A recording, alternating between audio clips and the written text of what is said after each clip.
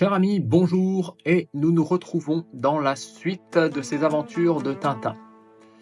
Dans le dernier épisode, je vous avais laissé sur ce moment tragique où Milou entendait les coups de feu qui étaient là pour mettre à mort notre ami Tintin. Donc, nous reprenons l'histoire sur ce moment tragique et voyons un petit peu ce qui se passe. Alors Milou court affolé dans la rue et il pense: les misérables, ils ont tué Tintin. Là, le colonel lui écrit quelque chose. Je l'ai reconnu malgré son déguisement. Sachant vénérer maître le prix que vous attachez à sa disparition, j'ai veillé à ce qu'il soit condamné à mort. L'exécution a eu lieu ce matin. Il est en train de probablement faire son rapport de ce qui s'est passé. Et Milou arrive sur la tombe de ce qui semble être Tintin, puisque c'était son surnom là-bas, hein, Bébert, et ils ont mis le mot espion dessus. Hi hi hi, je ne le reverrai jamais. Hi hi hi, il ne me reste plus qu'à me laisser mourir sur sa tombe. Voilà, donc Milou est déprimé, hein, il pense avoir perdu son cher maître. La nuit suivante, on voit un homme habillé d'une tunique violette. Il essaye apparemment de se faire discret, hein, il observe dans les alentours si personne ne le voit. Il frappe à la porte, toc toc toc. Voilà, c'est fait. Tout s'est bien passé, vous pouvez y aller. Il donne quelque chose à l'autre personne dans la maison. C'est bien, voici ta récompense. Et songe que ta vie dépend de ton silence. Donc lui, il donne une récompense à ce monsieur pour ce qu'il a fait.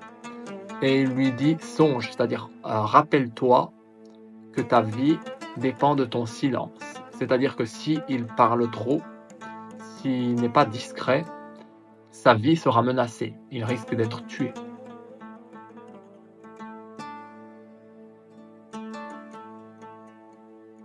Là, ce monsieur passe par-dessus le mur, il se rapproche de la tombe.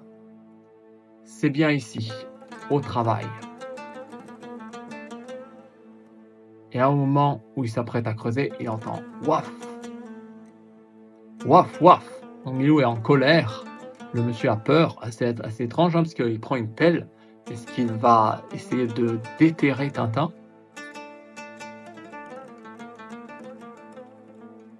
Monsieur dit à Tintin, le monsieur ou la dame, hein, j'en sais rien. Silence, je viens sauver ton maître. Milou dit, sauver mon maître?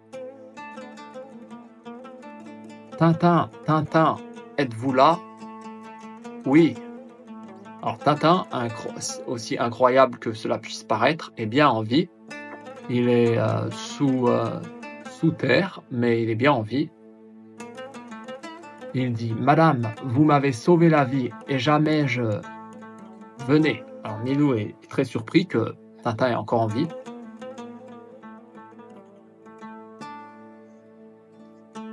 Tintin dit, où donc? Le monsieur ou la dame il semble, hein, d'après ce que dit Tintin, prend Tintin par la main. Pas de question, suivez-moi. Nous y sommes. Entrez vite. Tintin entre dans la maison. Mesdames, jamais je n'oublierai ce que vous avez fait pour moi. Un peu avant l'exécution, le caporal m'a dit que les fusils seraient chargés à blanc, que je devais me laisser tomber au moment de la salve et faire le mort. J'ai obéi et m'en félicite. Mais qui êtes-vous, vous qui m'avez sauvé la vie? Là, il a expliqué ce qui s'est passé, pourquoi il est en vie. Hein. Je vais quand même résumer une petite fois les mots un peu techniques. Disons, les mots qu'on n'utiliserait pas de nos jours. J'explique surtout. Hein. Donc là, il a dit que les fusils seraient chargés à blanc. Je dis mots qu'on n'utiliserait pas de nos jours ou les mots vraiment très spécifiques, vous n'allez pas forcément croiser si souvent que ça. Donc ça vaut mieux de les utiliser, de les expliquer avec d'autres termes.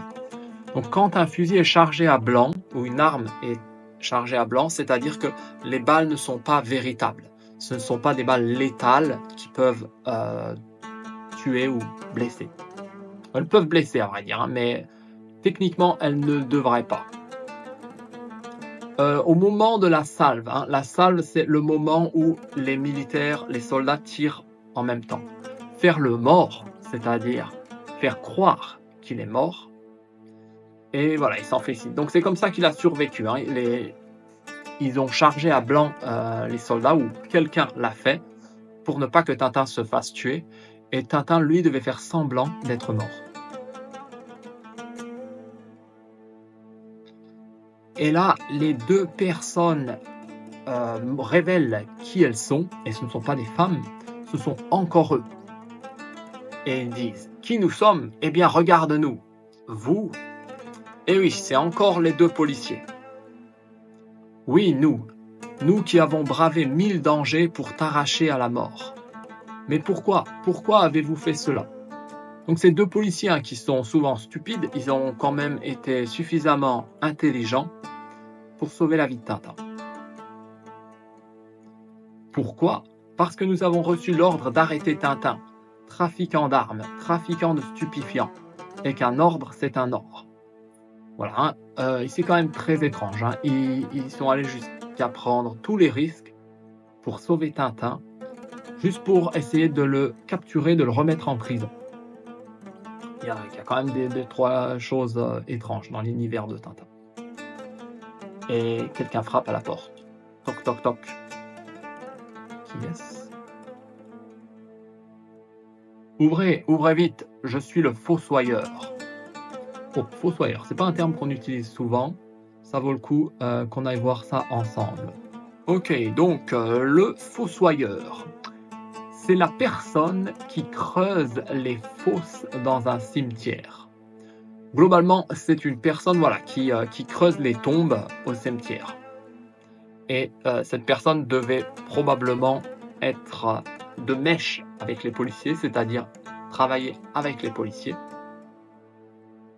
Et cette personne dit, c'est lui le fossoyeur, nous sommes perdus, tout a été découvert, les soldats arrivent, nous allons être massacrés.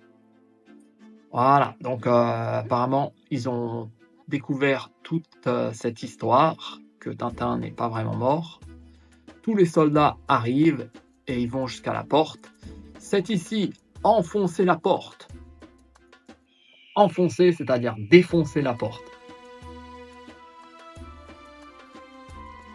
Boum, boum. Alors là, ils y vont avec leurs armes, leurs pieds. Ils vont détruire cette porte. Ils entrent à combien ils sont? 1, 2, 3, 4, 5, 6, 7, 8, 9. Au moins 9. Ils tombent tous les uns sur les autres. Et là, apparemment, les deux policiers et Tintin ont réussi à s'échapper par le toit en utilisant une échelle. Là, regardez, ils se sont enfuis par les toits. Oui, et ils ont enlevé l'échelle.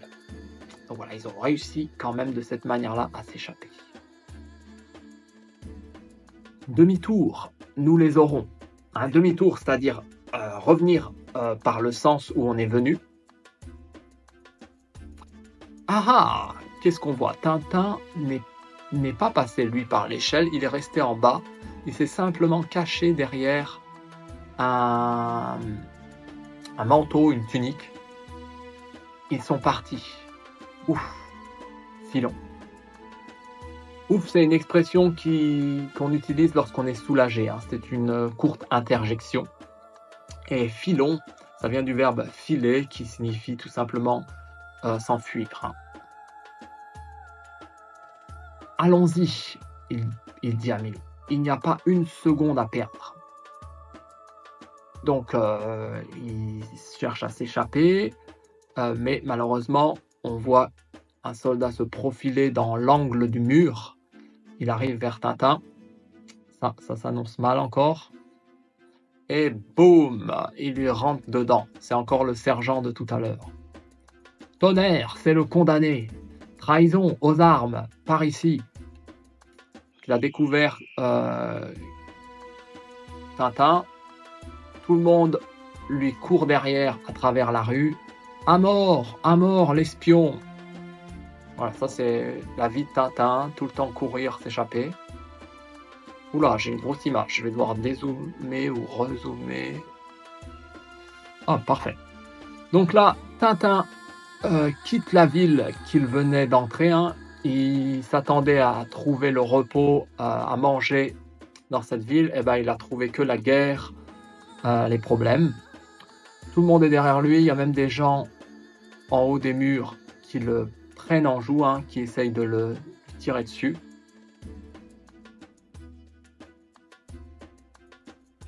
Je reprends ici. Un avion, si je pouvais m'en emparer, mais non, il est gardé.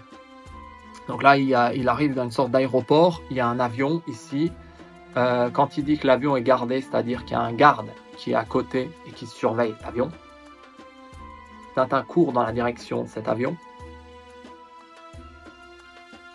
Il se demande: comment faire? Oh, j'ai une idée. Au secours!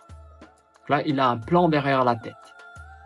Je pense que je vais m'arrêter là encore pour aujourd'hui. On va voir la semaine prochaine comment Tintin réussit à se sortir de cette situation compliquée, hein, où il a tout le bataillon qui est derrière lui. Il a réussi à sortir de la ville, mais même l'avion qu'il voudrait prendre est gardé par un soldat. Donc, j'espère que ces histoires de Tintin vous plaisent. Je vous dis à la prochaine pour d'autres histoires et au revoir.